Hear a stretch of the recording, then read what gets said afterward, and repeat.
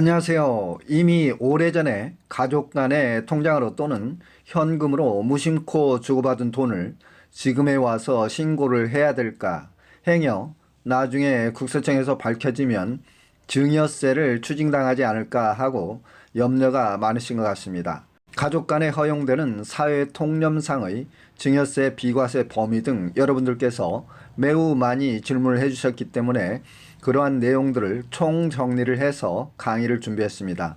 강의를 끝까지 잘 시청을 해보시고 그동안 궁금했던 부분들이 해소되시기를 바라며 많은 참고와 도움이 되시면 감사하겠습니다. 우리의 전통 관습으로 내려오는 미풍양속으로 본다면 당연히 가족이나 형제, 사촌 간에 서로 돕고 상부상조하는 것이 예의입니다만 오늘날 자본주의 현대사회는 조세 법률주의 체제하에서 살고 있기 때문에 가족이나 친지는 특수 관계인에 속할 뿐 금전이나 재산상의 거래는 일단 타인과의 거래라고 생각을 하시는 게 좋겠습니다. 부동산 실명거래법, 금융실명거래법 등에서 볼 수 있듯이 가족 간의 거래라고 할지라도 당연히 타인 간의 거래로 간주를 하고 있으며 또한 국세청에서도 가족 간의 거래 역시 각종 증여세나 양도세 등 세금을 부과하고 있기 때문입니다. 우선 강의 제목에서 보셨듯이 과거의 가족 간 현금 거래 증여세 과세될까 그 의문점을 하나씩 말씀드리고 세세한 강의를 말씀드리겠습니다. 첫 번째, 대가 없이 주고받았다면 증여세 과세 대상이 되겠습니다. 10년간 누적 금액이 증여재산 공제 한도 금액을 초과하는 경우에는 증여세가 과세될 수 있겠고요. 국세청은 어떻게 알 수 있나? 알 수도 있고 모를 수도 있겠습니다. 확률적으로 추후 과세될 확률은 10% 미만이라고 보시면 되겠습니다. 그렇다면 신고하는 게 좋을까? 일시적으로 신고를 하시게 되면 세금을 내야 하기 때문에 부담이 될 수도 있겠지만 장기적으로 본다면 신고하는 것이 훨씬 더 유리할 수 있겠다, 이렇게 말씀드릴 수 있겠습니다. 여러분들의 개인 간 돈거래에 있어서 국세청이 알 수 있는 확률은 제가 10% 미만이라고 말씀을 드린 이유는 공평과세 차원에서 본다면 전 국민 모두의 금융거래를 전부 확인을 해서 과세 대상을 포함을 시켜야 되겠습니다만 현실적으로 보면 국세청 인력이 그 정도로 충분치도 않고 또 지나치게 국민들의 사적인 금융거래 내역을 전부 샅샅이 조사한다는 건 국민들이 정서상으로 보거나 또는 실익 차원에서도 바람직하지 않기 때문입니다. 여러분들이 본 강의를 쉽게 이해하기 위해서 상속증여세법상 매우 중요한 법조항 하나인 사회통념상 인정되는 증여세 비과세 범위를 먼저 살펴보고 세부적인 강의를 진행하도록 하겠습니다. 사회통념상 인정되는 증여세 비과세 범위를 세법상의 규정을 좀 살펴보게 되면 상속증여세법 제46조 비과세되는 증여재산의 범위에서 사회통념상 인정되는 이재구호금품, 치료비, 피부양자의 생활비, 교육비, 그 밖의 이와 유사한 것으로서 대통령령으로 정하는 것, 이렇게 정의가 되어 있습니다.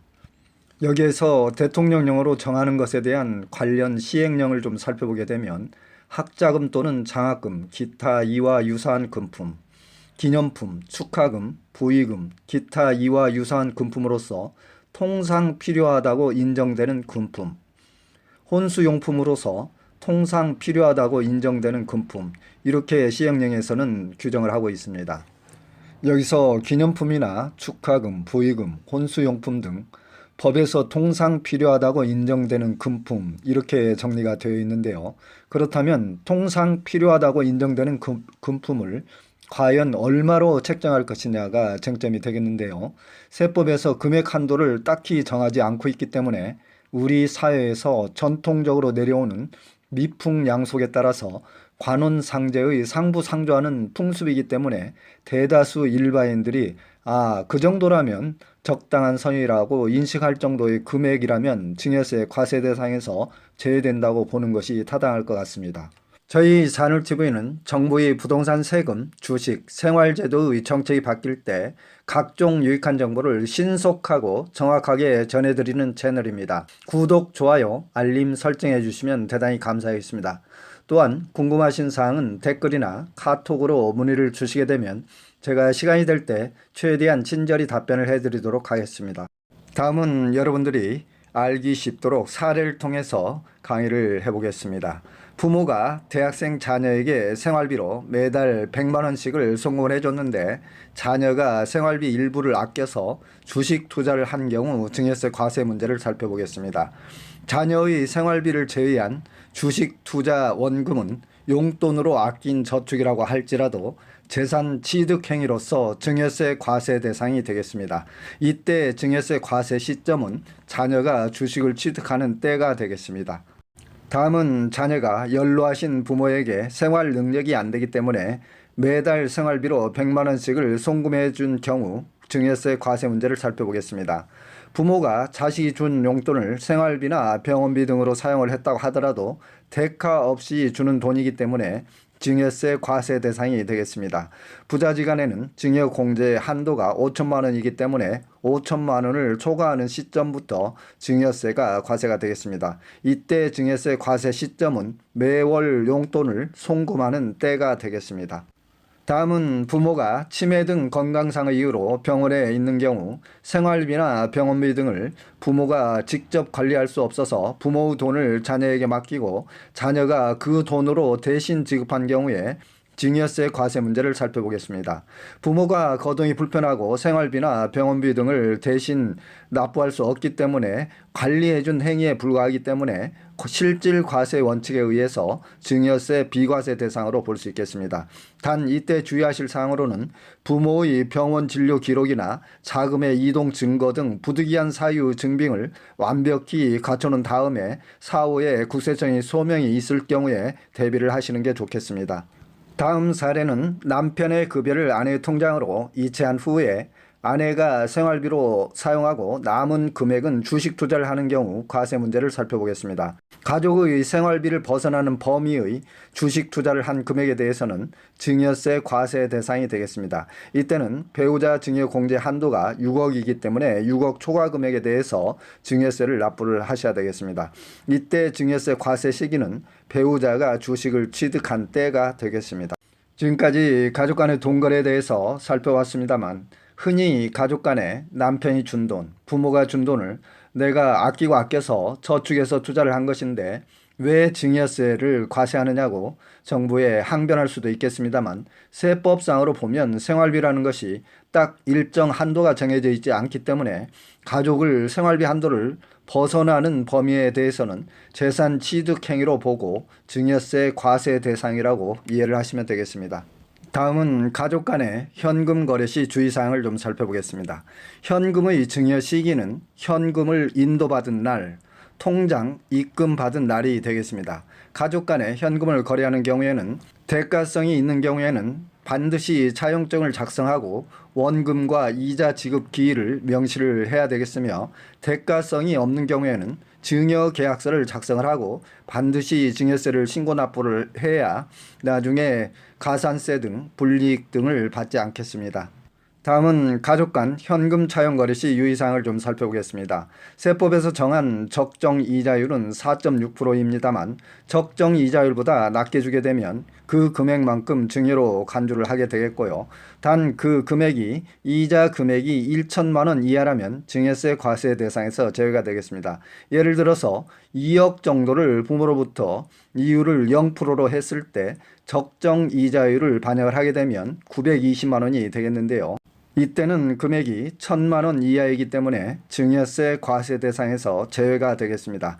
단 주의하실 사항으로는 원금과 이자 상환은 반드시 자녀의 소득으로 추후에 지급을 해야 되겠으며 가급적 통장으로 이체하는 것이 더 유리하겠습니다.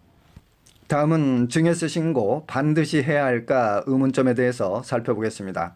증여세 신고 납부 기한은 증여를 받은 날이 속한 달의 말일부터 3개월 이내에 증여받은 자가 직접 신고를 하시면 되겠고요. 신고를 하는 경우에는 10% 세액공제와 무신고 시에는 신고납부 불성실 가산세가 붙게 되겠습니다.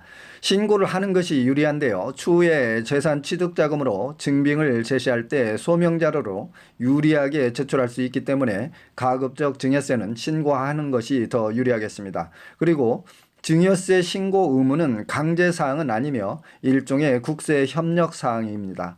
그리고 이미 신고 납부 기한이 지났더라도 사후에 충분히 신고를 할 수 있기 때문에 국세청 홈택스나 또는 세무서를 직접 방문해서 신고를 하시면 되겠습니다.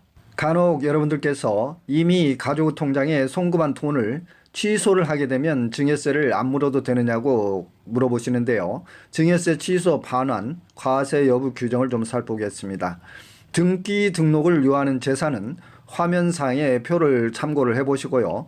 다만 주의하실 것은 현금, 예금 증여는 취소 여부와 관계없이 과세가 되겠습니다. 따라서 부모가 자녀 통장에게 일정한 금액을 입금한 후에 몇 개월 후에 다시 취소를 하더라도 입금도 증여세가 과세가 되는 것이고 자녀가 다시 반환을 하더라도 증여세가 과세가 되겠습니다. 다만 부동산 등 등기 등록을 요하는 재산은 증여세 신고기한 경과 후에 3개월 이내에 취소나 반환 또는 3개월 이후에 취소 반환하는 경우에 따라서 당초 증여는 무조건 증여세가 과세가 되는 것이며 증여세 신고기한 경과 후 3개월 이후는 반환을 하더라도 증여세가 부과가 되겠습니다.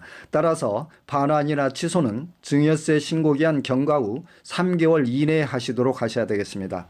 다음은 국세청에서 여러분들의 개인 금융거래 계좌에 대해서 어떻게 조사를 하고 확인하는 과정을 거치는지 좀 살펴보겠습니다. 계좌를 조회할 수 있는 근거로서는 각종 세무조사 시 국세청은 과세 근거 확보를 위해서 상속, 증여자, 체납자의 금융재산 현황을 확인 조회할 수 있는 것이고요. 국세청은 금융기관 본점이나 지점의 계좌를 조회를 한다거나 개인 사업자의 사업용 계좌, 주택 구입 시 제출된 자금 조달 계획서상의 예금 증빙 서류, 이자 소득 지급 명세서상의 계좌 내역, 또는 여러분들께서 종합소득세 신고 시 국세 환급금 수령 계좌를 등록을 한다거나 애완 거래 시 통보되는 계좌 또는 국세청에 확보된 신용카드 거래 내역 등 종합적으로 국세청에서 이미 확보되고 있는 여러분들의 금융거래 내역을 통해서 세무조사 시 또는 국세 체납 처분 시에 국세 행정에 활용한다고 보시면 되겠습니다. 따라서 결론적으로 좀 말씀을 드리게 되면 여러분들의 금융거래 내역은 국세청 또는 수사당국 등에서 필요한 경우에는 얼마든지 현미경처럼 금융거래 내역 전부를 명확하게 꿰뚫어 볼 수 있다는 것을 염두에 두시고 항상 금융거래를 할 때는 그 점을 유의하시면 좋겠습니다.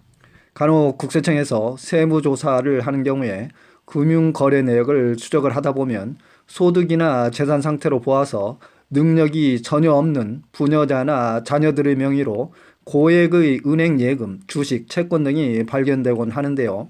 이때는 그 자금에 대해서 예금주의 소명을 받게 되고 입증 채금은 전적으로 예금주에게 있기 때문에 명확히 예금주가 해명을 하지 못하거나 누군가로부터 수중받은 혐의가 추정되는 경우에는 상속증여세법 제45조 증여 추정의 원칙에 의해서 재산 취득 자금의 직업, 연령, 소득 및 재산 상태 등으로 볼 때 재산을 자력으로 취득하였다고 인정하기 어려운 경우에 증여세를 과세할 수 있겠습니다.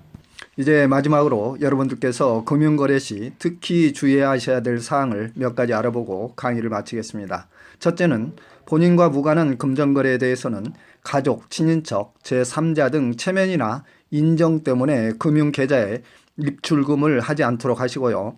근거나 증빙이 명확한 금액이 아니라면 가급적 평상시에는 1천만 원 이상의 금융거래는 주의를 하시는 게 좋겠습니다. 고액 현금거래에 대해서는 금융정보 분석원을 통해서 국세청에 통보가 되기 때문에 여러분들께서 고액 현금 거래를 하는 경우 국세청에 폭탄 세금을 맞을 수 있는 빌미를 제공하는 꼴이 되는 것이기 때문입니다. 그리고 소득이 없는 배우자나 자녀 명의로 고액 예치를 하지 않도록 하셔야 되겠고요. 참고사항으로는 대가가 없는 현금은 주는 때 또는 예금 등은 입금하는 시점에 증여시기가 되기 때문에 추후 취소가 불가능하다는 것입니다. 이상으로 개인의 금융거래 방법과 국세청의 금융거래 세금 추적조사 과정, 금융거래의 주의사항 등을 두루 살펴보았는데요. 기타 부동산 세금에 대해서 궁금하신 분들께서는 유튜브에서 산울TV를 검색을 하시게 되면 각 세목별로 상세히 강의가 되어 있기 때문에 참고를 해주시면 대단히 감사하겠습니다.